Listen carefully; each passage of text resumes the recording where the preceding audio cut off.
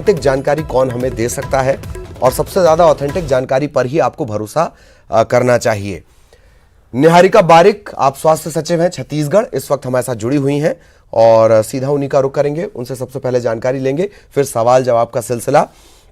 निहारिका जी, बहुत बहुत स्वागत है आपका और बिल्कुल ऑथेंटिक हमें अब जानकारी मिल पाएगी और सबसे अच्छी बात है, सबसे पहले तो जो बेहतर प्रबंधन आपने किया है, 90% मोर देन 90% से ज्यादा का जो रेट है आपका पूरे देश के हिसाब से, उसके लिए आपको बधाई। प्रेजेंट कंडीशन क्या है एक्टिव केसेस को लेकर, डिस्चार्ज को लेकर और जो पॉजिटिव आए हैं उन्हें लेकर? Madam please. जैसे आप जानते ही हैं, हमारे यहाँ अभी 31 पॉजिटिव केसेस पाए गए हैं और उसमें से 10 पेशेंट उपचार प्राप्त करके अपने घर लौट चुके हैं। 21 पेशेंट्स अभी अस्पताल में हैं और इन सबकी स्थिति अभी सामान्य है, जैसे डॉक्टर ने बताया है। और इस समय हमारी चिंता का विषय ये है, कटघोरा से ये सारे केसेस आए हुए हैं। वहाँ जैसे पता चल रहा है, वहाँ कुछ मस्जिद में कुछ दिल्ली निजामुद्दीन से आए हुए लोग थे, उनके संस्पर्श में जो लोग आए हुए हैं उनमें ज्यादातर पॉजिटिव अभी तक पाए गए। तो ये एरिया को हम कंटेन कर चुके हैं, कटघोरा को सील किया जा चुका है और उसके अतिरिक्त यहाँ से हम लगातार सैंपल ले रहे हैं। जो प्राइमरी कॉन्टैक्ट है सबसे प्रथम उनका ही हम कर रहे हैं और रोजाना कम से कम 150 से 200 सैंपल से लेके आए। जी, कटघोरा का आपने जिक्र किया और जैसा कि मैंने कहा भी शुरुआत में ही, जब कटघोरा से जुड़े मामले सामने आए थे तो लगातार मामले आ रहे हैं और उसमें बड़ा फर्क है। 6 दिन 7 दिन के बाद अचानक से वहां से इस तरीके के मामले निकलकर सामने आते हैं। ये क्या सैंपल लेने में जांच किट की वजह से देरी है या फिर ये भी हो रहा है कि जी मैं सवाल पूरा कर लूं, ये भी हो रहा है कि लक्षणों को लेकर जो वायरस है कोविड-19, इसमें बड़े भ्रम की स्थिति बनी हुई है। तकरीबन 40% केसेस ऐसे हैं जिसमें लक्षण ही सामने नहीं आए हैं। ये मैं आपको ऑथेंटिक डाटा बता रहा हूं पूरे देश का। Please madam. देखिए, 6 दिन तक नहीं हम कर रहे थे, ये बात नहीं है, 6 दिन तक भी हम कर रहे थे। This is a very new virus, 5 महीने का ये वायरस है अभी तक, तो इसलिए पूरे विश्व को इसके बारे में बहुत कुछ पता नहीं है। जैसे जैसे विभिन्न देशों से खबर आ रही है, उसके बाद इसके बारे में अवधारणाएं बन रही है। ये अभी साइंटिस्ट का कहना है, डॉक्टर्स का कहना है, जरूरी नहीं है आप संक्रमित हो तुरंत आप में कोई सिम्टम्स दिखे। 14 दिन के अंदर कभी भी आप में सिम्टम्स दिख सकते हैं। हमारा जो पहला पेशेंट वहां से मिला था कटघोरा से, एक 16 साल का लड़का था जिसे मिला था, उसके बाद उनके जो प्राइमरी कॉन्टैक्ट्स थे हम सभी का टेस्ट कर चुके थे और उसी में से जब कॉन्टैक्ट ट्रेसिंग करते, कॉन्टैक्ट ट्रेसिंग ऐसे होता है जिस जो पॉजिटिव होता है, हमारी क्वेश्चनर होते हैं, हम उनको पूछते हैं आप किससे मिले थे, कहाँ गए थे, किन किन जगहों में आप गए थे, ऐसे करके हम डिटेल पूछते हैं जी। तो इन कॉन्टैक्ट ट्रेसिंग के दौरान कुछ हमें मस्जिद के आसपास के लोगों के बारे में पता चला, उनमें भी कोई सिम्टम्स नहीं थे, लेकिन हम अपनी सर्विलेंस के तहत, कम्युनिटी सर्विलेंस हम इसको कहते हैं, और उसके तहत हमने उस एरिया का बहुत सारे सैंपल लेना शुरू किया, जिसकी वजह से इतनी सारी केसेस हमें मिल रही। अभी तक इनमें से कोई भी सिम्टोमेटिक नहीं है जी। अगर सिम्टम्स के बारे में हम सोच के अगर वेट करते रहते तो ये बहुत ज्यादा बढ़ जाता, लेकिन हम प्रोएक्टिवली वहां पे उस एरिया को पूरा वहां पे सैंपल लेना शुरू कर लिया और जिसकी वजह से आज हमें अभी तक इतना मिला है। हो सकता है हमें आगे और भी मिले, क्योंकि बहुत ही सकरा बस्ती है, बहुत पास पास घर है। यूं तो हम कहते हैं कि आप सोशल डिस्टेंसिंग 2 मीटर का रखिए, लेकिन उन घरों के बीच में इतना जगह भी नहीं है, बहुत गलियों में है और बहुत आपस में घुलना मिलना वहाँ है, एक साथ रहना खाना चलता है जी, जिसकी वजह से हमें आशंका है कि बहुत लोगों में ये संक्रमण हो सकता है। जी, ये काइंड ऑफ एसिम्प्टोमेटिक की वजह से स्थिति बनी। एक चीज आपने सोशल डिस्टेंसिंग को लेकर कहा, सोशल डिस्टेंसिंग को लेकर लगातार इस तरीके की तस्वीरें आ रही हैं। मेरा ख्याल है पिछले 2-3 दिनों में सख्ती बहुत ज्यादा की जा रही है, वरना भिलाई से तस्वीर आई हैं, बिलासपुर से तस्वीर आई हैं और ये उन्हीं दिनों की तस्वीरें हैं जबकि वहां पर दौरे भी हुए हैं नेताओं के। सोशल डिस्टेंसिंग को लेकर बहुत ज्यादा फॉलो नहीं किया जा रहा है। हालांकि सीधे ये आपके महकमे से जुड़ा नहीं है, पर इसकी दिक्कत आपके महकमे को भुगतनी पड़ती है, ये मेरा सवाल है जी। सिर्फ हमारा महकमा नहीं, ये पूरे विश्व को बरतना पड़ रहा है। कोई देश के लिए कोई एक अजूबा नहीं है।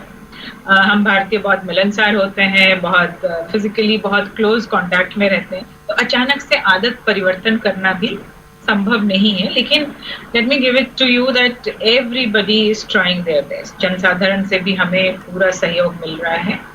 लोग जो सारे एहतियात स्वास्थ्य विभाग बता रहा है मान रहे हैं। जी जी, दो बातें जो खास हैं। एक तो जैसे बहुत सारे, अब चूंकि ये राजनीतिक सवाल नहीं है, ये बिल्कुल फैक्ट वाला सवाल है। टी.एस. सिंहदेव साहब बहुत फैक्ट पे बात करते हैं। जब भी उन्होंने बात कही है उनके पास बाकायदा पुख्ता फैक्ट है, और इसके विपक्ष वाले भी कायल हैं। एक बात। दूसरी बात कि चुनौतियां तब और ज्यादा बढ़ जाती हैं जब आपके मॉडल पे पूरे देश की निगाहें हैं कि कैसे आपने उसे काबू में कर रखा है। इससे कैसे डील करेंगे?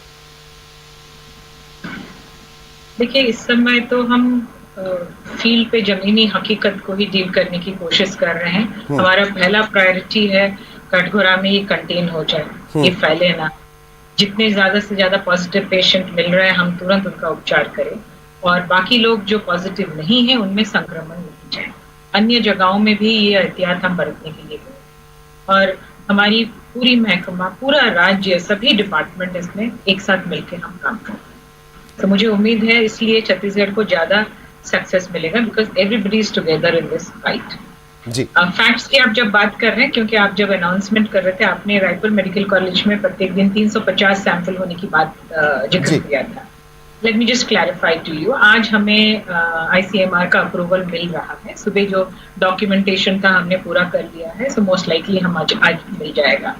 सो ये जो करते हैं, जो टेस्टिंग करते हैं, हाँ। इसमें अगर ऑटोमेटेड RNA एक्सट्रैक्टर है तो कम समय में बहुत ज्यादा टेस्ट हो सकता है। जी। हमारे पास इस वक्त रायपुर मेडिकल कॉलेज लेबोरेटरी में RNA एक्सट्रैक्टर ऑटोमेटेड नहीं है, तो मैनुअल एक्सट्रैक्शन करना पड़ेगा। जी। मैनुअल एक्सट्रैक्शन में इतना बड़ा नंबर हम एक साथ नहीं कर पाएंगे, तो कम नंबर में शुरुआत में हम कर पाएंगे। जी। और हम कोशिश कर रहे हैं RNA एक्सट्रैक्टर बाहर से मंगाने के लिए।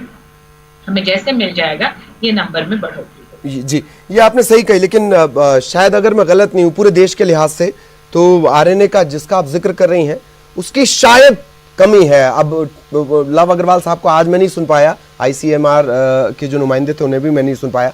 मतलब ये 350 तक नहीं जाएगा अभी हाल फिलहाल, अगर हम इसे मैनुअली, क्योंकि मैनुअली करेंगे हाँ। तो नंबर कम रहेगा। हम RNA एक्सट्रैक्शन मशीन जो ऑटोमेटेड है, हाँ।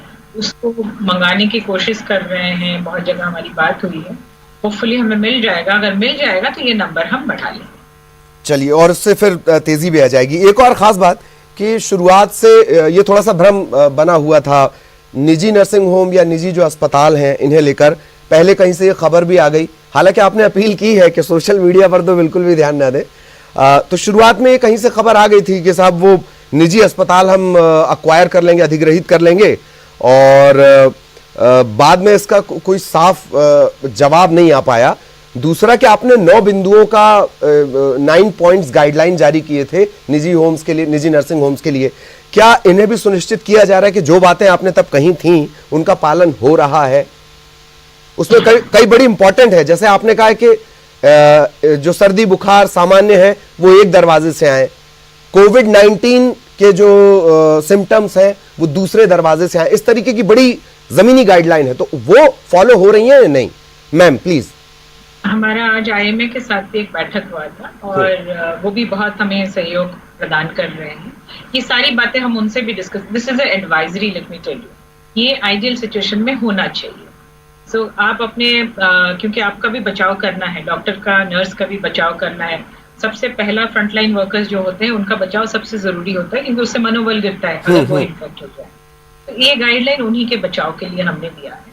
So every nursing home, every hospital जितना कर सकते हैं ये गाइडलाइन को नजर में रख के they need to do that, so that frontline workers, doctors are not vulnerable. जी। और हम सभी को इसलिए भी अनुरोध कर रहे हैं कि नॉन कोविड रिलेटेड पेशेंट्स भी हैं जिनमें बाकी दिक्कतें हैं, वो बिना उपचार का ना रह जाएं। आपके गली मोहल्ले पास में जो अस्पताल है, जो क्लिनिक है, वो अगर एसेंशियल आपका ट्रीटमेंट थोड़ा बहुत आपको मुहैया कर दें तो आम जनता में कोई परेशानी नहीं है। जी, हमने जी। IMA से मदद मांगी है और उन लोगों ने भी आश्वासन दिया है हमें इसमें मदद करें। जी, IMA से आपकी चर्चा हुई है। ये सवाल मेरा एक और इसी से जुड़ा हुआ और ज्यादा ग्राउंड लेवल पर मैं बात करना चाहूंगा कि वो ठीक है, चूंकि नेता वगैरह तो बाहुबली होते हैं या फिर बाली काइंड ऑफ होते हैं, उन पर मैं नहीं जाना चाह रहा हूं। द लास्ट प्रैक्टिकल अप्रोच कि अभी हमें अगर इस समस्या से कोई बचा सकता है वो है डॉक्टर्स और नर्स। मध्य प्रदेश में ये हुआ कि बहुत तेजी से केसेस पे काम करना शुरू हुआ और सबसे ज्यादा चपेट में वहां पर स्वास्थ्य कर्मी आ रहे हैं। 2 डॉक्टर्स की डेथ भी हुई है अनफॉर्चुनेटली। अगर हमारे डॉक्टर्स ऐसे संक्रमित होते हैं, क्या उनके लिए हमारे पास बैकअप प्लान है? दूसरा कि वो भी तब जबकि स्वास्थ्य सुविधाओं को लेकर लगातार सवाल उठते रहे हो, डॉक्टर्स के लिए, मेडिकल स्टाफ के लिए और पुलिस के लिए क्या कोई बैकअप प्लान है, प्लान बी है? Ma'am please. जी, सबसे बड़ा प्लान यही है, हम अपने आप को जो बचाव का जो सारा उपाय है उसको हम फॉलो करें। I don't know about Madhya Pradesh क्या वहाँ हुआ था, लेकिन हमारे सभी डॉक्टरों को हम बार बार ट्रेनिंग भी दे रहे हैं। यहाँ तक कि जैसे पीपी पहनना कैसे, उतारना कैसे, उसकी भी ट्रेनिंग दी जाती है। भारत सरकार ऑनलाइन बहुत सारा ट्रेनिंग दे रहा है। All India institute of medical sciences Delhi से ट्रेनिंग्स हो रहे हैं, हाँ। जो ऑनलाइन हमारे डॉक्टर्स भी ये ट्रेनिंग्स ले रहे हैं जी। तो हम सभी प्रकार के उपाय कर रहे हैं जिससे कोई भी डॉक्टर नर्स को ये संक्रमण ना हो, हम कोशिश कर रहे हैं। जी जी, थैंक यू वेरी मच, बहुत बहुत आपका शुक्रिया। और निहारिका बारिक, आप स्वास्थ्य सचिव हैं, हमारे साथ जुड़ी हुई थी और वो पहले ही ये साफ कर चुकी हैं कि जो बताया जाए सरकार की तरफ से, गाइडलाइन से लेकर और डाटा तक, उसी पर आपको भरोसा करना है। बहुत बहुत शुक्रिया आपका निहारिका जी हमारे साथ जुड़ने के लिए। और छत्तीसगढ़ जिस तरीके से काम कर रहा है, क्या इसी डाटा, इसी परसेंटेज को, अबव 90 को वो मेंटेन कर पाएगा, नहीं कर पाएगा, इस पर सभी की निगाहें टिकी हुई, पूरे देश की निगाहें टिकी हुई हैं। यहां एक ब्रेक के लिए रुक रहे हैं।